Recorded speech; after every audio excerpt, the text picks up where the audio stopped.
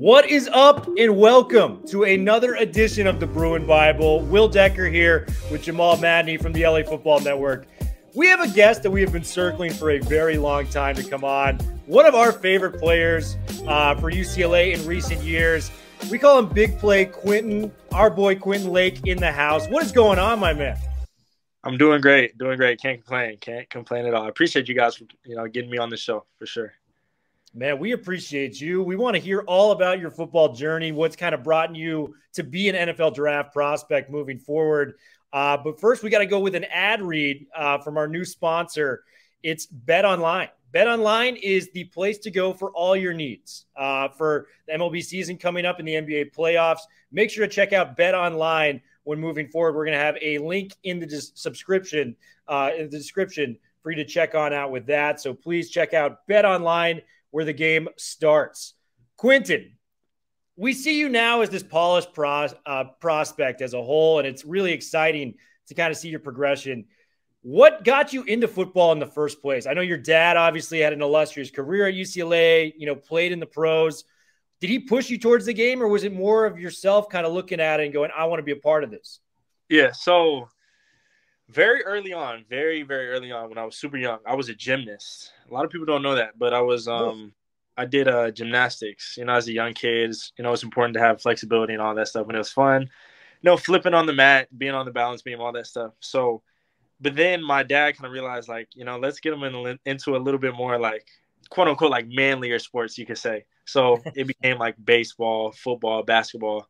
And basketball was really my first love. Love basketball. It was awesome. Always obviously looking up to players like Kobe, LeBron, all that stuff when I was growing up. It was kind of easy transition to fall in love with the game of basketball. But at the time, it was really between basketball, football, and baseball. All three I was pretty good at. So, I was just kind of playing, whatever sport I could, I was just kind of playing. And then when it got more serious, I want to say around probably maybe 7th grade, I stopped playing baseball because I had a bad daddy ball experience. Kind of what straightened me away from baseball is the coach was kind of putting his son and kind of babysitting his son over something. Oh, yeah, been there, dude. I kind of peeped that. Probably not for me.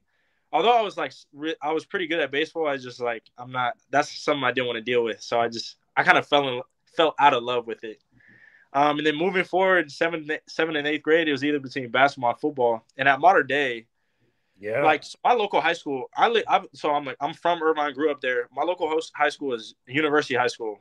Super great academically, but their sports are not good. Yeah. You're trying to go to the Ivy League, that's where you go, right? Yeah, exactly. That's pretty much exactly. It's the Ivy League of high schools.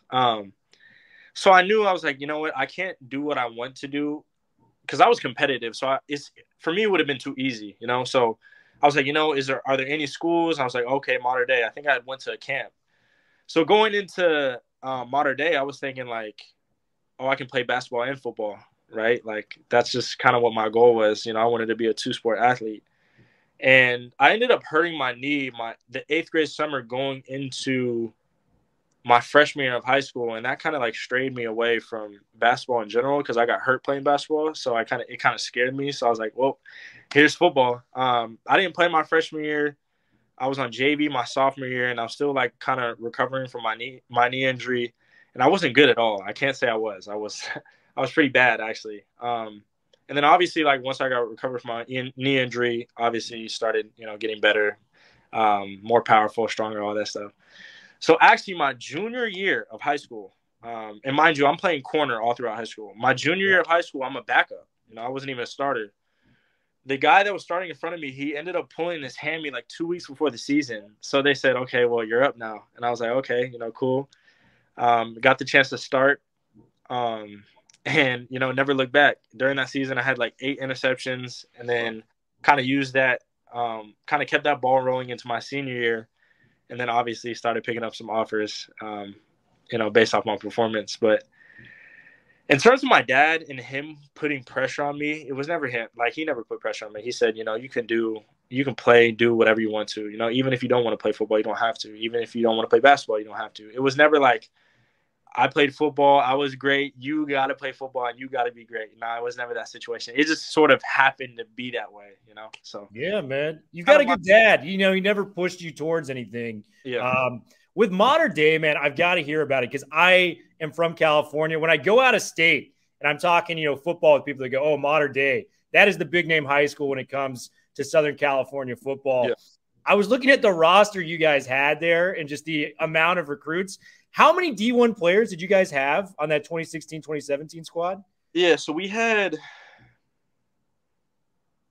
I'm going to be honest. It was – 22 starters. And then – Was it like 21? It might have been like touching 30, but it was definitely 25. That is the most talent I've ever heard of one high school football. That is ridiculous, dude. Yeah, like, it was crazy. And that, like, I mean, that just breeds success because, like, in practice, I'm looking at, you know, the guys you're going up against, you know, Amon Ross, St. Brown, Brew McCoy. Both of those guys were 5 stars. You know what I mean? JT Daniels was a 5-star throwing passes over there. Yeah. Bro, what would the practices like? Because, like, I got to think it's like, I'm a big comic book guy. You're like the school for X-Men when it comes for football there. Like, it is just all over the place. Yeah, so looking back, it was really competitive. Like, in the moment, it's competitive, but it's not like looking back, you don't realize, you don't know where, you know, any of the guys are going to go, you know? And obviously, Amon Ross St. Brown, he ended up being, you know, a star rookie in the league now. So, no, looking back, practice was super competitive. Especially my senior year, it was probably like a fight every 2 practices or something like that, just because, you know, we want to be great. Everybody has that kind of competitive edge. You know, we were seeing, like, for example, like Amon Ra's older brother, Osiris, and one of our starting corners, Jalen Cole, who went to Montana State. You know, it's kind of 2 battles of big names at the school at the time. Osiris hurdles them, and you don't really see that in practice. Like, it was a one-on-one drill, and he hurdled him. Like, stuff like that was so natural because it happened all the time. You're just seeing, you know, Amon Ra make ridiculous catches. You know, all our safeties, corners, you know, they're pretty big hits all the time. So it definitely got me ready for the experience in college because you're playing at a college level in high school pretty much, you know. Although, like, you're still like, oh, we're high school kids, we're playing at a level and we have so much, like, high competition that the transition from modern day to UCLA wasn't hard for me just because of the competition and the amount of talented guys we had in modern day for sure. I love it, man. And it, like, you're a basketball guy. It felt like Oak Hill Academy, like just seeing some of the guys come through there, multiple Heisman winners, you know, coming from modern day. It's fantastic. I got to let my man Madman speak. He's going to ask you about the UCLA experience. He's the alumnus here. He is such a Bruin fan, so he wants to know details on that. Yeah. Q, what was it like kind of, you know, in terms of the recruiting process and ultimately what made you pick UCLA? I know it was kind of during the Coach Mora era, and what was that like in terms of the recruiting process and what was kind of maybe year one like for you, you know, stepping on that UCLA campus? Yeah, so I didn't really know about college, like, offers and stuff like that probably until I finished my junior year of high school. Obviously, so, like, I wasn't one of those kids that were, like, getting offers early on. I wasn't one of those. I had to more say, like, work for it, if you know, if that's how you want to put it into the words. So after my junior year, I went to an Oregon State camp, I went to a USC camp, and I went to the UCLA camp. And, you know, luckily enough, I ended up getting offers from all 3 of those schools after I did the camp. At the time, Coach Clay Helton was the head coach of USC at the time, and then obviously Coach Mora. But I had been around it was like something about UCLA. I had been around the campus.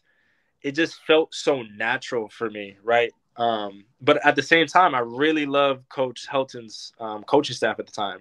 It felt, you know, good over there. So interestingly enough, I had the offers, and I knew, like, okay, UCLA feels natural, this and that. So I was kind of weighing my options, pros and cons of, you know, all the schools. Obviously, USC alumni, you know, great, especially where I come from. There's a lot of USC people that live in Southern California, especially Orange County. So you kind of weigh the pros and cons. And I had Coach Helton's number and Coach Mora's number side by side. And I was by myself in the family room trying to figure out, like, what's going to be the best decision for me? And obviously I ended up picking UCLA.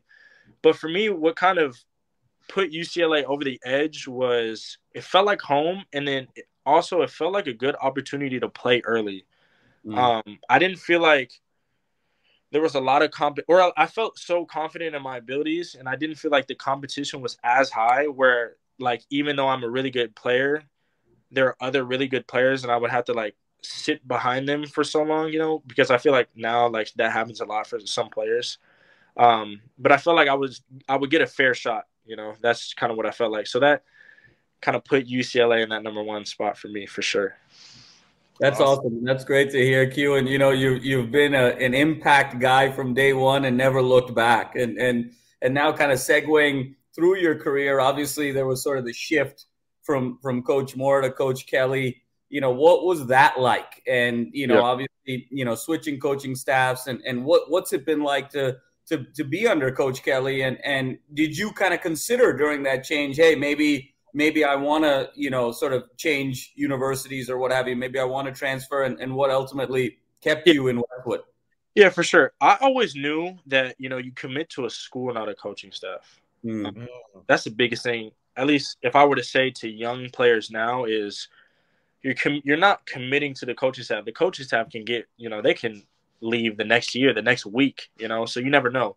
You're more so committing to the school. But yeah, so moving throughout my UCLA career, when I first stepped on campus, so like I said, I played corner in high school. I thought I was getting recruited as a corner going to UCLA. First summer camp, they tell me, hey, you're playing safety. I was like, oh, well, I was like, all right, cool. It doesn't matter. I'm just, it's another opportunity. And it actually helped me a lot because you have the coverage skills as a corner, but the talent receiving wise wasn't as hard. You're guarding tight ends, running backs out the backfield, all that stuff. So it was a little bit easier on the coverage guy. The only thing I had to deal with was communication and putting guys in the right spot. At corner, you don't really have to say a lot, but at safety, you have to get everybody aligned. So that, in terms of football, that was probably the biggest aspect. And then in terms of the coaching staff, Coach Mora's coaching philosophy and the way he coaches is awesome. He's a player's coach. Always kind of put his, best foot forward for the players. You could, it seemed like he was your friend, and then after, he got fired later in the season, my freshman year. Coach Kelly came in, and it was definitely a culture shift. You got two kind of coaches on the opposite ends of the spectrum. One that's, a player's coach, and the other one's that's, had experience in the league. Well, Coach Moore had experience in the league too, but just coming off like experience in the league, and then was really a lot more structured. More about his business than he was really about his business when he came in. But no, I love Coach Kelly. But it was a change for sure. You got guys moving in and out. You have different coaches coming in and out, different staff members coming in and out. So you're just kind of like, you didn't really settle in. No, luckily he got hired in the off season. So you have that time, and it wasn't like at the start, like during like summer or during like summer camp or something. Like it was off season. So we had that, little window to adjust to it. But as soon as I got adjusted to it, my motto was, outwork. It's an opportunity. It's free game. Whenever a new coach comes in, it's free game. It doesn't matter who you are. You gotta earn it. Looking for the best players to put out on the field. Obviously, they're gonna watch tape and stuff like that, but more so, you have to make a impression off the field than you have to do on the field, especially when you get changes like that. But my motto was, always, I was a yes sir, no sir guy. Very respectful. But really, I just wanted to show these coaches that I'm going to out-hustle and outwork everybody, no matter, my circumstance. So, obviously, that helped me win the starting spot my sophomore year, and then really I never looked back. Sophomore year was great, although our record wasn't good. The season was good, personally for me. And then junior year, we went through some ups and downs, and that was tough for me because I got hurt. Coming off a good sophomore year season, and then junior year, you get hurt the third game. It kind of, I wouldn't say it necessarily derailed my career, but it definitely would have been interesting to see if I did play that whole year. Could I have left my junior year? All those things were possibilities that were kind of going through my mind. Ended up coming back the last game of the season off the wrist injury. And I was like, okay, well, luckily enough, I have another year. My senior year, COVID happens. It's like, damn, I couldn't catch a break.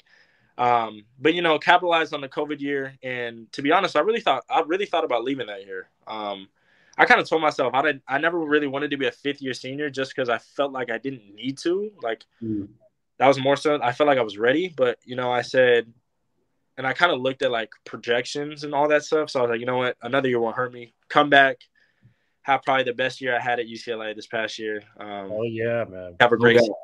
It ended up all working out, but that's kind of like my journey throughout UCLA. Bruh, and we're UCLA fans, man. We're proud of the, development you made on and off the field as a member of the Bruins, bro.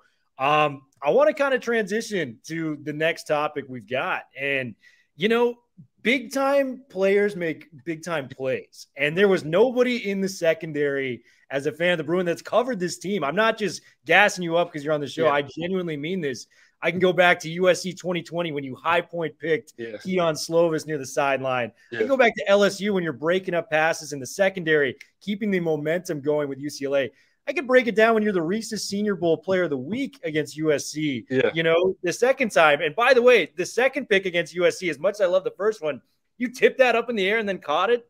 Bro, that was a hell of a play. Quentin, you were a reliable presence for UCLA in the secondary, man. Where does that fire for big games come from you, man? A lot of it has to – it's not like – yeah, and you're right. Big time players make big time plays in big time games, obviously. But a lot of it has to do with preparation, and preparation breeds confidence, like 100%.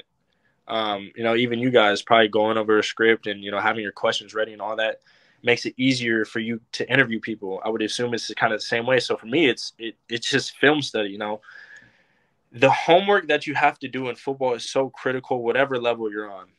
Especially in the pros, hopefully, obviously, I'm going to get that opportunity. But, in college, when I was making these plays, it was somewhat due to, my natural ability, but a lot of it had to do with, the preparation that came in during the week. Kind of understanding what teams like, what the opponent offense likes to attack, who they like to get the ball to, what's their favorite formation, what's their favorite play. All that stuff it's important because if you know it and you see it, you're not second guessing yourself out there, right? So a lot of the plays I made, for example, like LSU, when I came out of the middle field and knocked the ball down, that's something I had seen, a concept I had seen on film. Like, okay, number one, single side to the backside to the boundary, he's cut split. This is my play to make. Like I knew, and it was, and you got to think about the situation. It's winding down later in the half, they got to have a big play especially because they want momentum going into the second half. So those are kind of like all those things that you combine, and it allows me at least to play confident. And then when I'm playing confident, I'm just having fun, and obviously it shows, and I'm making plays, left and right. But it's all about preparation. Obviously, sometimes you might see things that aren't on film. Well, so be it. But as long as you're preparing and you thoroughly prepare and you have the confidence when you go out there and you're not second guessing yourself, people are going to make plays, so.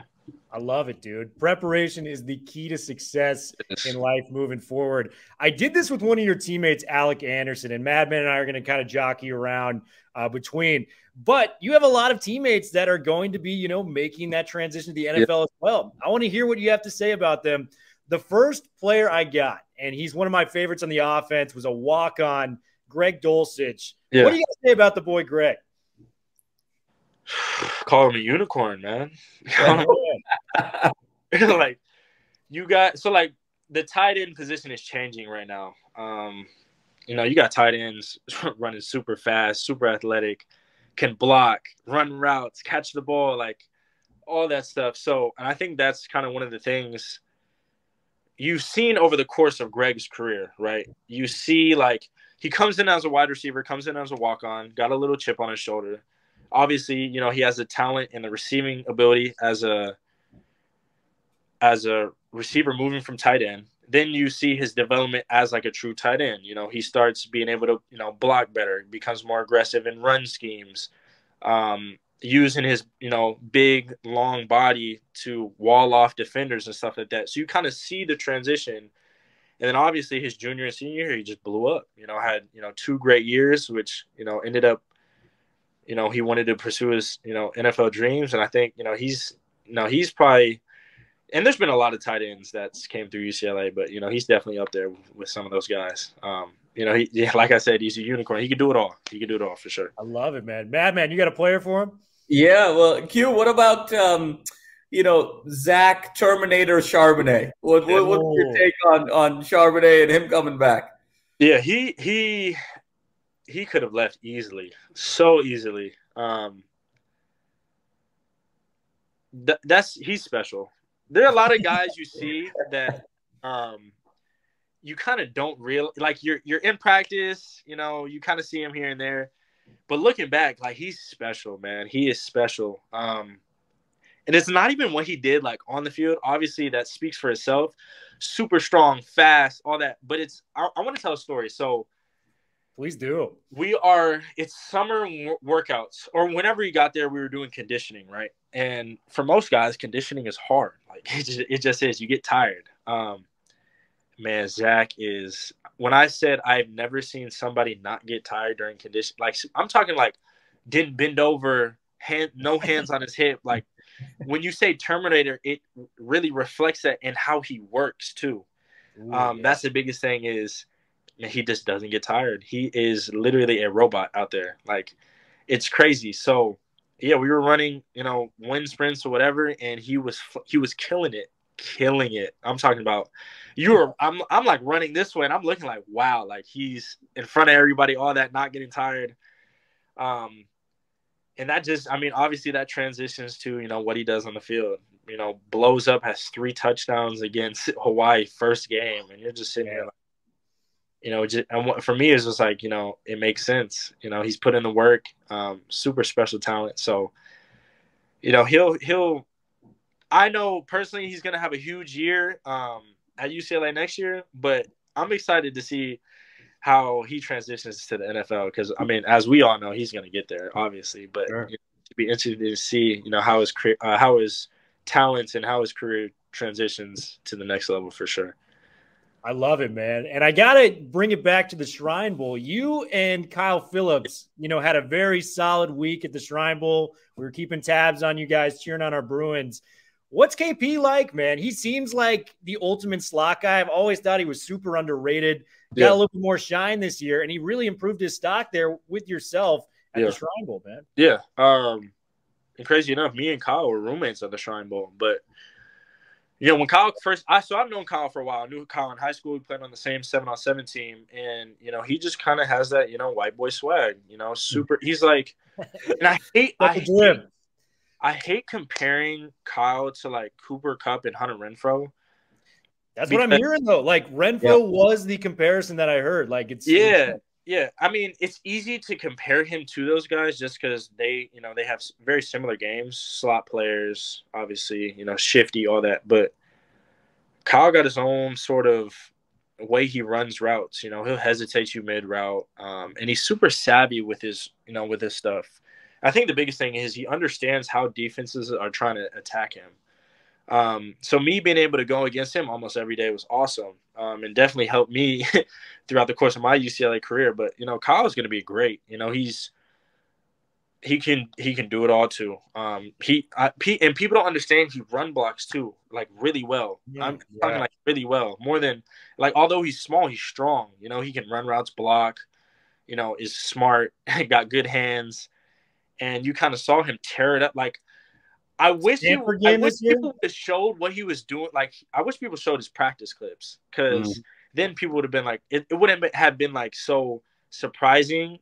Because for me, I was like, he's going to tear it up at the Shrine Bowl because I saw it every day. People didn't know until he was mixing everybody on the side at the Shrine Bowl. Taking people's ankles and all that left and right. So. That definitely helped him. Obviously, he had a good combine performance too. Pro Day was good for him too. And like I said about all these guys, I'm excited to see what they're going to do in the NFL. And then my Shrine Bowl experience was awesome too. I think the biggest thing for me is I wanted to show teams, my versatility and how safeties can cover too. That was kind of my motto. Like, I can cover as a safety. I'm not, one of those guys that just sit back and, do that. I can cover. I know my leverages. and especially me playing corner and have so much coverage experience over the course of my career, it's kind of natural for me. So I love it, man. And yeah, we were keeping tabs on you guys. You guys had a very successful week. I think there's a certain quarterback that Madman may want to ask you about that is running the offense for the Bruins. Yeah, Mr. Dorian Thompson-Robinson, what are your, obviously the relationship you've had with him over the last several years, but what are your expectations for him coming back? And, you guys, and you were such a vital part of the team of kind of paving the road. We got to 8-4. This really feels like the momentum to really build upon and get UCLA football to where we believe it can be. What are your expectations for DTR and for the team kind of moving forward? Yeah, I got stories on all these guys, but yeah, I mean Dorian was my roommate 2019. Nice. So yeah, me and him go way back. Me and him we're tight. But in terms of what I expect from him, he's gonna break a couple records. That's one of the reasons why he came back, is he's gonna break a couple UCLA records. But also, he has a chance to really, I think, for all of us UCLA fans and UCLA alumni alike, we want to see UCLA go to a Pac-12 championship, which is something very feasible this upcoming year, especially Dorian coming back after the year he had and, has all the experience and, has really, fully learned Chip Kelly's offense and has a tool like Zach Charbonnet in the backfield. I feel like, not to say that there's no excuse for UCLA to win the Pac-12 championship, but that should definitely something that they should be striving for. It definitely. I mean, as I was too when I was there, but it's definitely a possibility. It was really a possibility for us last year too, although we had some injuries. But Dorian's going to lead the team. I think we know that. It really just we just got to finish games. That's the biggest thing, and then he has to be. I think for him is just stay healthy. Is the biggest thing. Show up every game and have the same performance and be consistent, and the Pac-12 is it's UCLA's to take, but he's going to be great. I personally think, just how I said, like Zach, he could have left this year, especially with the quarterback class. He definitely would have opened some eyes in the way he tested, and then especially at some of the workouts, he could have slipped in to be. I think he could have been. I personally think with the quarterbacks I've seen, he could have been a day 1 or day 2 pick.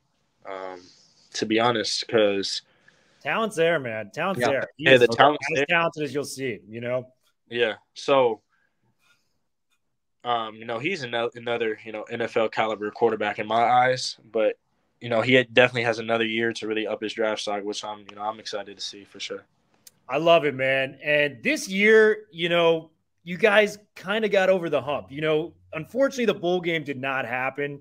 But even qualifying for a bowl game, like, what did that mean to you and your teammates in the locker room? Because that is hard work and perseverance from where you guys started. Yeah, I think a lot of it's crazy because some guys just didn't understand, like, oh, bowl game, this is that. But like for the guys who've been at UCLA for like 3 years or longer, it was huge. Like, it meant a lot just because of the some of the seasons we had early on.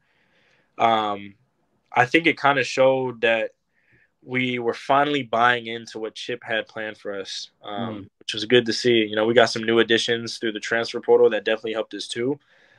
But we were kind of like, they called us what? The baby Bruins when we were in like 2018, the baby Bruins. Yeah. And now we were the, full grown Bruins this past year. So, we were one of the oldest teams, I don't want to say in the nation, but definitely the Pac-12.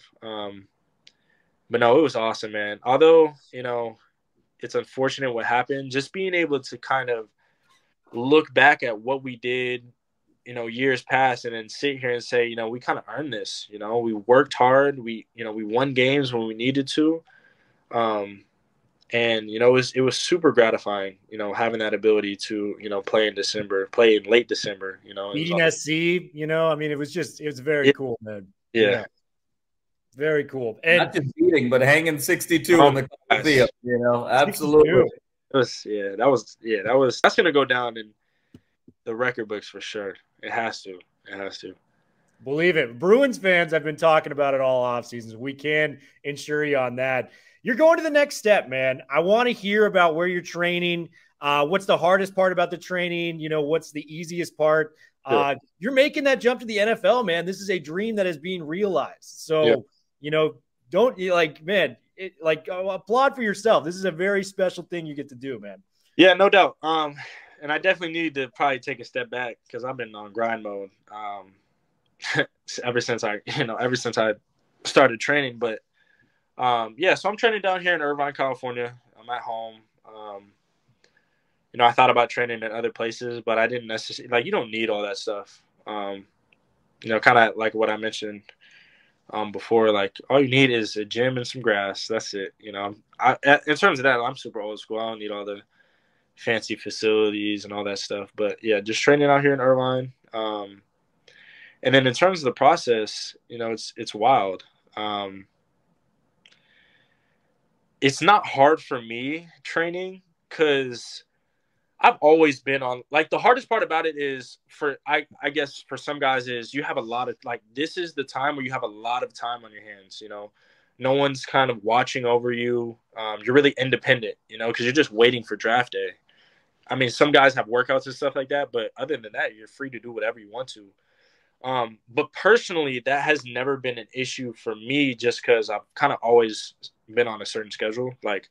Wake up, work out, and try to stay on that consistent same schedule throughout the day. So, my schedule is I wake up probably maybe 8:30, 9, eat breakfast, go to the gym, hit the field, and then I have the rest of the day off, So as long as I'm staying on a consistent schedule and putting the work in too, I'll be all right. I think the best thing about it is having so much free time, when you're in combine training on a strict schedule, it's every day. It's grueling almost, but now it's kind of I can do stuff on my own. I have free time, I can go watch a movie.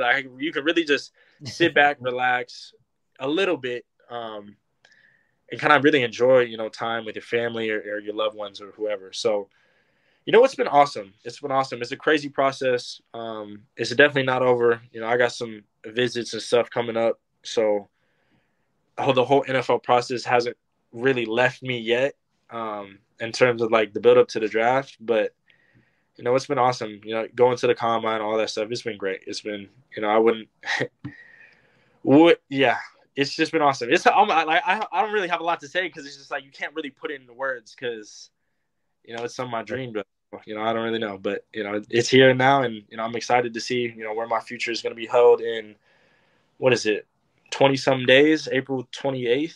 20-something days, dude. 3 weeks from today. 3 weeks from today. 3 weeks from today. Time is flying. Yeah, man. Hey, well, you don't have to disclose this if you're uncomfortable doing it. Yeah. You have been meeting with NFL teams. Which ones have you been meeting with? Yeah, so I just came back from Boston. So obviously the Patriots. New England. Awesome. Pretty good coach there, Yeah, pretty good coach. And then I'm going to the Raiders tomorrow.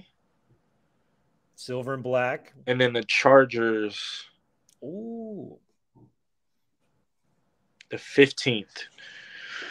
So the Raiders and the Chargers, they're local days. Because if you're a local kid, you might as well. They don't top 30 visits. They call them top 30 visits, right? So, you can. It's a strategy move or whatever. You don't want to fly somebody in if they're an hour away. So that it's a way for them to have an official visit, but not having a type of thing. But yeah, so those are some of the teams, and obviously during the pro days and combines and stuff like that. You talk to. I talked to almost every team there. So, you never know where you can get it. You never know when the draft comes around where you're going to land. But, those are probably the teams that at least I've talked to more recently. But like I say, you don't know where you're going. Well, whoever gets you is going to be incredibly lucky, man. You've been such an awesome guest, dude. We love having you on. We want to do one more kind of fun speed round. Yes. Just some quick hitting questions. Sponsored by Bet Online. This is the speed round. Let's go to the first one. Favorite musical artist? Favorite musical artist would have to be Drake. Easy. Easy, Nice. man. What's your favorite Drake album? I'm a huge fan myself. So Yeah, I was a fan of